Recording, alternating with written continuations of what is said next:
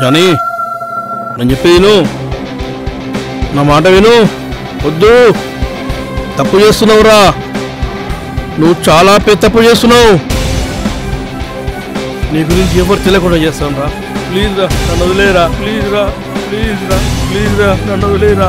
నీ దాకొస్తే తప్పు, ప్లీజ్ రా, నన్ను నా వదిలేరా. దాకొస్తే ఉప్పు అయిపోతుంది కదా.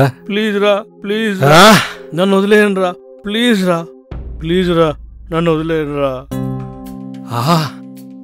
నీళ్ళంటూ వదిలేస్తే ఈరోజు ఒక్కడనే జానీ, రేపు నాలాంటి జానీలు ఎంతమందో. నన్ను వదిలేరా రై. ప్లీజ్ రా, ప్లీజ్ రా.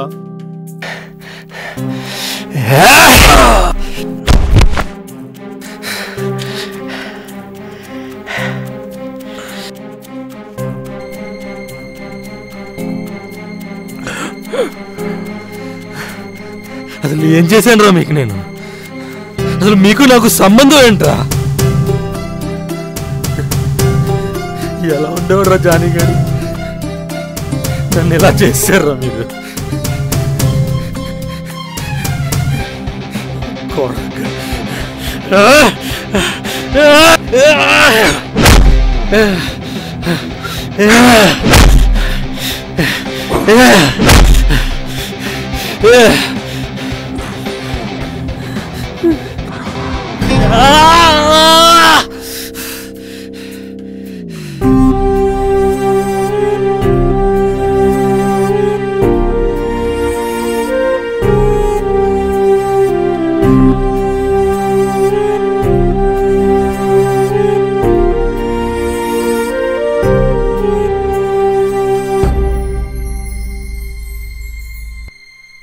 ఎమ్మెల్యే హత్య మరిచిపోకముందే మరొక దారుణ హత్య.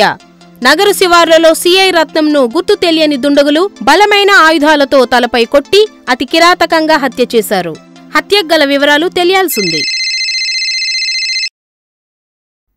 హలో,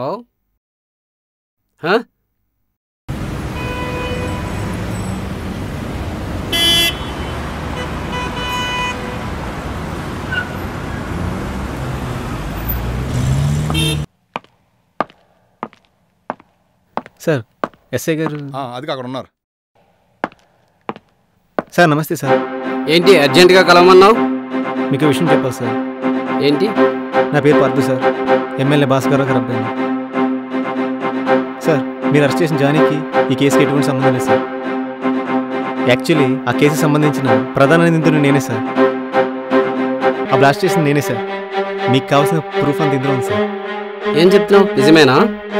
సార్, దీన్ని కాపాడడానికి కోసమే మా నాన్నగారు ఇంకా సిఐ గారు చాలా కష్టపడి చనిపోయారు సార్. ఇప్పుడు దీనికి కావాల్సిన 3 వ్యక్తిని నేనే సార్. నన్ను కూడా చంపేస్తారని చాలా భయమేసి లొంగిపోవడానికి మీ దగ్గరికి వచ్చాను సార్. బ్లాస్ట్కి సంబంధించిన ప్రూఫ్ అంత ఇందులో ఉంది సార్.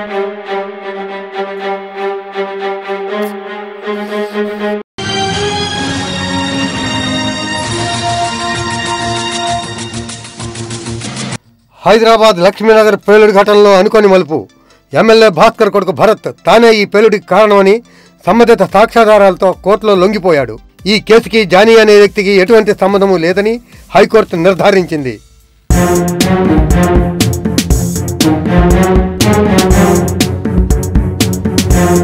బలవంతుడు నాకేమని పలువురితో నిగ్రహించి పలుకుటమేలా, బలవంతమైన సర్పము చలిచీమలు చేత చిక్కి చావదే సుమతి అని పెద్దలు ఎప్పుడో చెప్పారు.